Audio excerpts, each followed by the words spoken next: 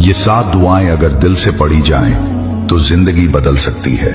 पहली दुआ, हमारे लिए अल्लाह ही काफी है और वो बेहतरीन कारसाज हैं। दूसरी दुआ, तेरे सिवा कोई माबूद नहीं तो पाक है, बेशक मैं ही जालिमों में से हूं। तीसरी दुआ, ऐ मेरे रब, मैं इस भलाई का मोहताज हूं जो तू मेरी तरफ नाजिल फरमाए। चौथी दुआ, मैं अल्लाह से बख्शिश मांगता हूं और उसी की तरफ तौबा करता हूं। पांचवी दुआ, ऐ मेरे रब मुझे बख्श दे और मुझ पर रहम फरमा, बेशक तू बहुत ज्यादा तौबा कबूल करने वाला, निहायत बख्शने वाला है।